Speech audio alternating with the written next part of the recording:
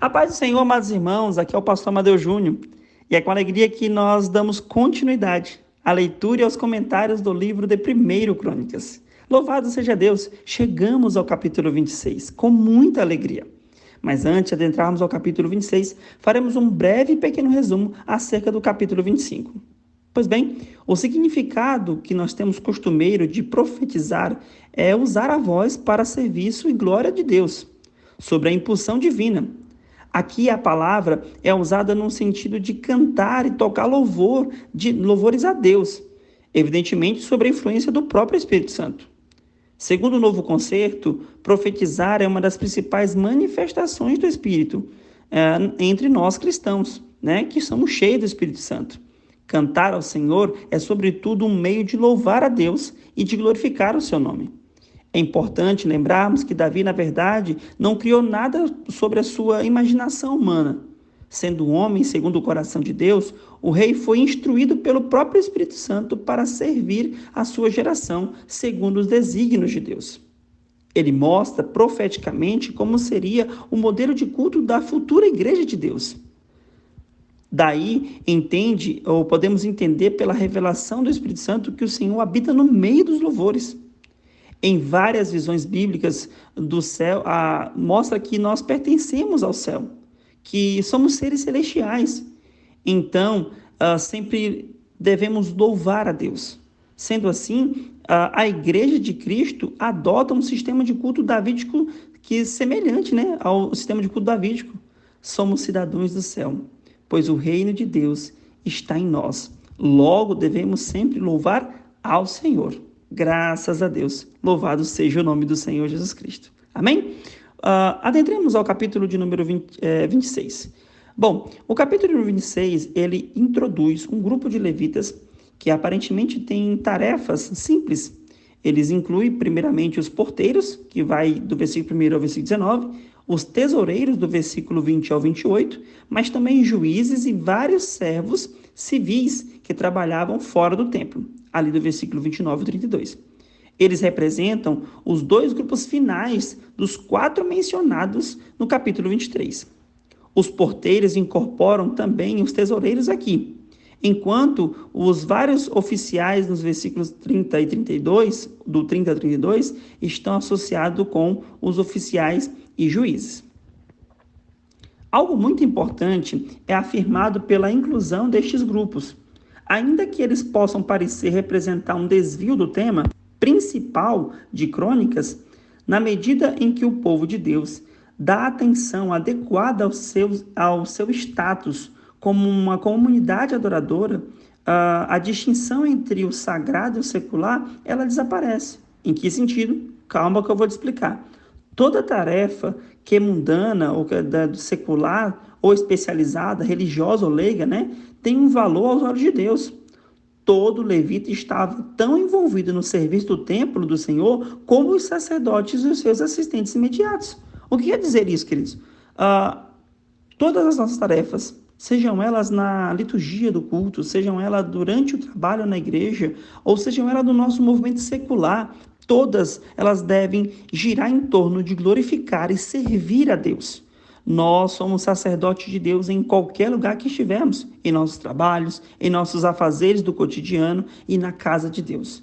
Estamos sempre para servir a Deus, em qualquer lugar, em qualquer ofício, sejam eles seculares, mundanos, do dia a dia, ou especializados para a glória do nome do Senhor Jesus. Queridos, os porteiros, eles deviam servir na casa do Senhor lado a lado com seus familiares, lá no versículo 12. E mesmo os oficiais levíticos na Transjordânia estavam ocupados com os negócios de Deus, bem como também os do rei, lá no versículo 32. As disposições descritas aqui neste capítulo eram uma preparação para o templo de Salomão, e elas foram especificamente confirmadas pelo próprio Salomão, lá em 2 Crônicas. Amados, os porteiros guardavam o templo e a casa de depósito. Lembre-se também de que Obed-Edom foi quem guardou a Arca da Aliança em sua casa antes que ela fosse finalmente posta na tenda. A disposição dos porteiros era designada por sorte, como já explicamos no capítulo anterior, o que significava isso. embora menos proeminente do que em alguns dos seus colegas levitas, né? De tempos em tempos, os porteiros davam uma contribuição que era importantíssima na questão ali nacional do povo de Deus, principalmente sobre o sumo sacerdote Jeodá e nos reinados de Ezequias e de Josias. Os porteiros eram especialmente importantes para o cronista. Números comparativos, né, grandes de porteiros retornaram do exílio, como destaca no livro de Esdras. E, por fim, se estabeleceram também em Jerusalém, que era ali o local, a capital, o centro ali do movimento do povo de Deus que retornou. O tratamento detalhado em 1 Crônicas, que bem pode ser descrever, né, o desenvolvimento no templo do próprio cronista. O tratamento detalhado em 1 Crônicas, ali, principalmente no capítulo 9, bem pode descrever os desenvolvimentos, né, que aconteceram no tempo do próprio cronista, ou até mesmo perto desse tempo ali, sugerindo que o cronista via neles um exemplo pelo qual outros podiam ser encorajados. Os tesoureiros, em particular, provavelmente eram gratos pelo apoio do próprio cronista, que acreditamos ser Esdras. A diferença substancial entre a informação sobre os porteiros e os tesoureiros aqui neste capítulo é o que se sabe deles do período pós-exílico, no 6º ou 5º século a.C. Os porteiros sempre eram tratados separadamente dos levitas, né? Diferentemente a diferença ocorre, né, tanto até mesmo nos números, porque aqui nós temos 93 e 172 dos tempos de Neemias. Assim também, até mesmo alguns nomes dos porteiros, eles não são iguais ou os mesmos, né? Isso não quer dizer que a Bíblia esteja se contradizendo, é tudo uma questão aqui de prioridades para o tempo em questão do que os livros foram escritos. A ausência da família de Obed-Edom, por exemplo, né, após o exílio, é particularmente notável, à luz do seu predomínio de número, né, numérico, aqui no capítulo 26 do livro de Crônicas. Por fim, não há um período apropriado entre a monarquia unida e o período dos Hasmoneus, né, que é o período dos Macabeus, para o tipo de controle amplo sobre a Transjordânia descrita nos versículos 31 e 32. Para a Igreja do Novo Testamento, a morte de Jesus naturalmente tornou a função dos porteiros do templo obsoleta. A necessidade de tesoureiros, no entanto, ainda continua, e eles poderiam ter uma influência significativa, de forma tanto negativa quanto positiva, no ministério da igreja. Eles tinham o potencial de desvalorizar o próprio culto em si. Destacamos isso, quer dizer, a Bíblia destaca isso lá em Marcos capítulo 11, naquela passagem famosa onde Jesus ele quebra as barracas daqueles vendedores que colocaram em um local que deveria ser local de adoração, de oração, de louvor a Deus. Eles colocaram o comércio e começaram a vender coisas a ponto de Deus dizer que eles estavam fazendo da casa do Senhor um covil de ladrões. Ou até mesmo um tesoureiro famoso que traiu o Messias por causa do seu amor ao dinheiro, lá em Mateus capítulo 26, né? Esse tesoureiro famoso é Judas, né? Alternativamente, a liderança financeira na igreja primitiva muitas vezes continuava o padrão do serviço do Antigo Testamento, como exemplificado no cuidado com os pobres e a consciência da necessidade até mesmo de outras igrejas. Louvado seja Deus. Queridos, os porteiros, ou guardas do templo, né, que também podem ser assim mencionados, tinham uma tarefa que era incomum. Essencialmente, o seu dever era conscientizar o povo dos limites práticos da santidade, pois qualquer um que entrasse no santuário ilegitimamente poderia sofrer até mesmo a pena de morte, como está lá no livro de Números, capítulo 3. Eles tinham uma responsabilidade especial pelas portas do templo, como uma proteção contra as práticas idólatras que viessem a ocorrer ali no templo. E também para garantir a segurança do próprio templo ali em questão. O trabalho também poderia dar um sentido especial de privilégio, como destaca o Salmo 84, verso 10, que diz: prefiro estar à porta da casa do meu Deus a permanecer nas tendas da iniquidade. Louvado seja o nome do Senhor Jesus Cristo. Queridos, do versículo 1 ao versículo 2 é dividido os nomes dos chefes de família e também a distribuição de cada grupo a vários postos, né? 3 grupos de famílias são mencionados. Os de Meselemias, né? Também conhecido como Selemias, no versículo 14, Obed-Edom, versículo 4 ao versículo 8, e Rosã, no versículo 10 ao versículo 11. A falta de uma genealogia de Obed-Edom é uma forte indicação de sua identidade com Obed-Edom, o Gitita, o Geteu, né? Que era provavelmente um filisteu. Lá no capítulo 15, versículo 25, nós podemos ver acerca dessa questão. É mais certo que seja assim do que ele fosse o mesmo Obed-Edom, filho de Geduntum, um outro porteiro que está lá no capítulo 16, versículo 38. Embora ambos sejam associados à mesma família, a família de Rosam.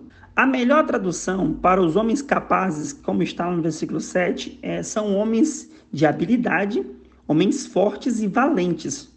O trabalho podia incluir a remoção de pessoas ou objetos indesejáveis, exigia alguma força física. Como já destacamos, né, eles poderiam até mesmo matar, né? Matar pessoas que usurpassem, que cometessem ali o pecado de profanar algum lugar ou algum objeto santificado do templo, como está lá em Números capítulo 3. Bom, o número total de porteiros era de 93, segundo o capítulo que nós estamos aqui estudando. Consideravelmente, isso é menor do que os 4.000 que está lá no capítulo 23.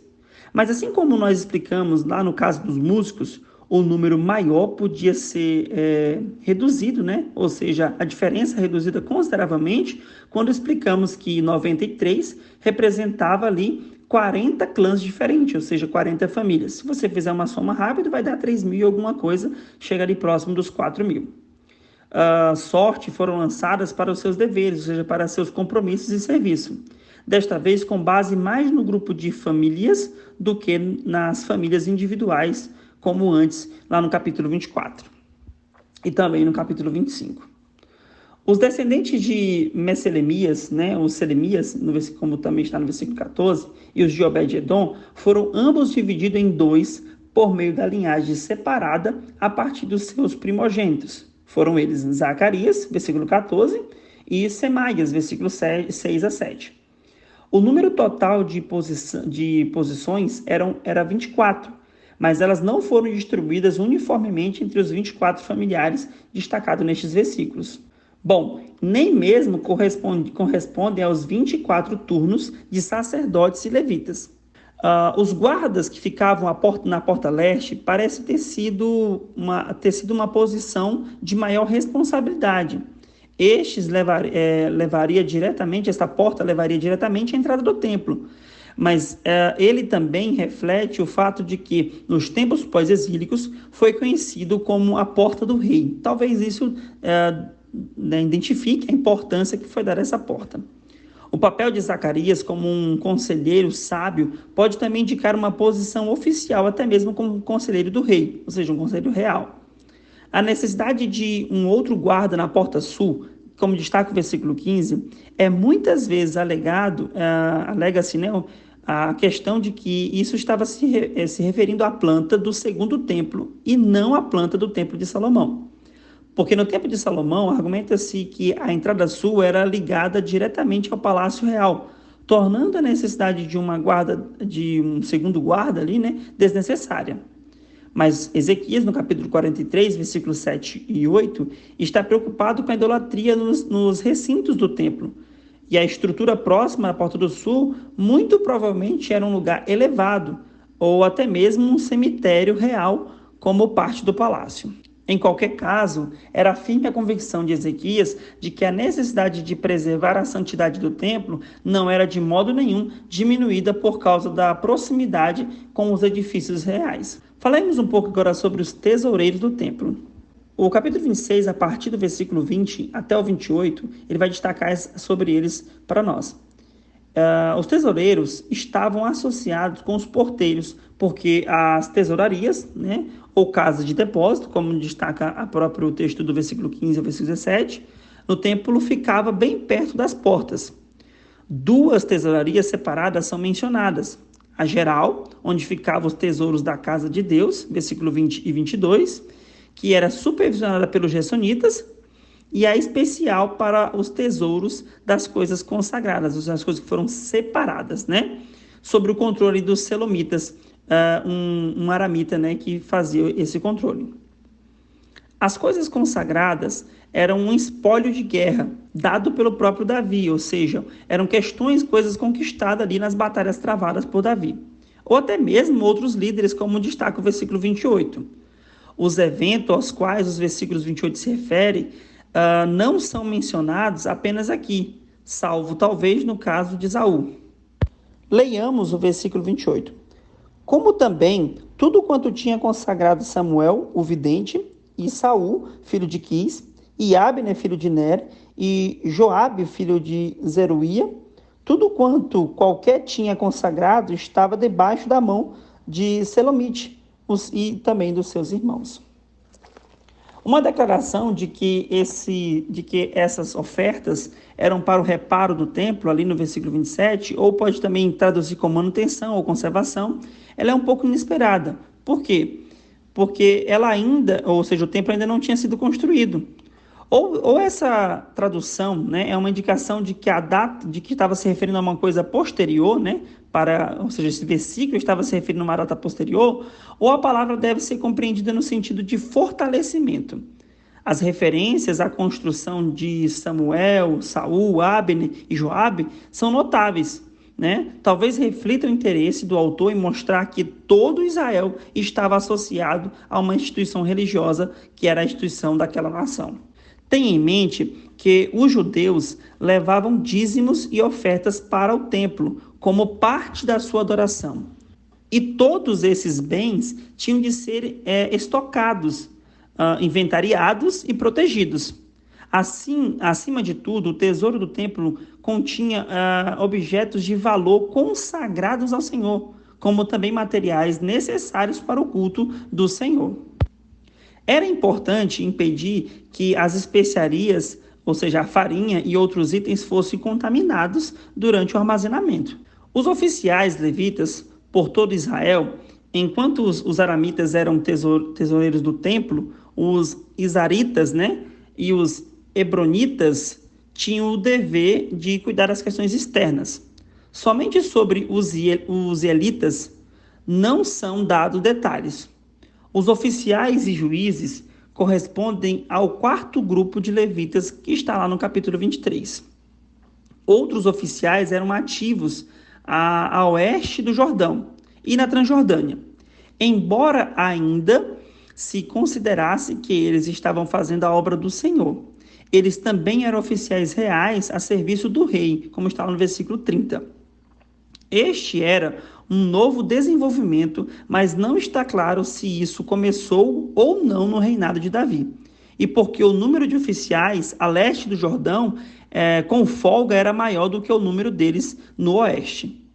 Há uma insinuação aqui de que esses levitas eram parte do exército de oficiais de Salomão e que a sua exigência era uma das razões da impopularidade de Salomão ali no norte.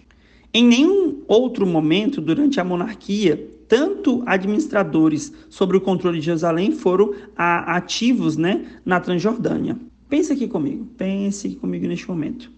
Como é triste, né? Quando coisas que corrompem, né, entram na casa do Senhor. Quando a gente olha para este capítulo, os muitos nomes, né, apresentados, eles trazem uma alegria ao fato de que Deus usa as pessoas para realizar o seu trabalho. Pessoas com diferentes talentos e ministérios, né?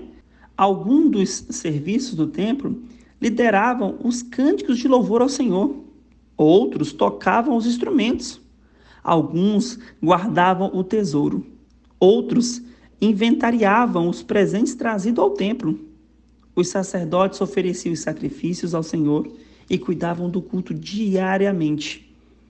Diariamente. Assim também como a adoração que era oferecida a Deus de forma diária, contínua. Tudo estava organizado para haver eficiência, e todo o ministério do templo trazia glória ao Senhor. Mesmo os que trabalhavam no turno da noite louvavam ao Senhor pelo privilégio de adorá-lo e de servi-los. Todas as funções são importantes na casa de Deus. Todos os serviços desempenhados têm a mesma importância. Ou por acaso eu vou dizer ou minha mão dirá para os meus pés que eles não são tão importantes porque ficam embaixo? Como viveremos, né, sem os nossos pés? É muito ruim. Eu louvo a Deus, porque durante 4 anos eu tive o privilégio de ser porteiro na congregação onde eu servia ao Senhor durante toda a minha juventude, adorando e servindo a Deus naquele lugar. Um porteiro que, graças a Deus, tinha a alegria de recepcionar cada um dos irmãos, de conduzi-los, né, a sentar em suas cadeiras, a ficarem confortáveis, de ajudar na organização do culto propriamente dito. Conduzindo talvez uma criança para que a liturgia do culto não se perdesse, ajudando um irmão no estacionar de um veículo, fazendo o serviço dos quais são extremamente importantes para que a adoração e o louvor a Deus seja algo proeminente e único durante todo o culto. Louvado seja Deus, né, irmãos? Como nós vimos aqui mais acima, né, anteriormente, o Salmos 84, versículo 10 diz: prefiro estar à porta da casa do meu Deus, a permanecer na tenda da iniquidade. Louvado seja Deus. Ser porteiro foi uma das funções desempenhadas na casa de Deus, que eu fiz com muita alegria, com muita alegria. E quando eu me deparo com o capítulo 26 do livro de Crônicas, mostrando a importância que se tinha para a questão da manutenção da santidade durante o culto, durante a ida das pessoas ao santuário, isso me traz muita alegria. Que Deus nos abençoe e até o próximo áudio.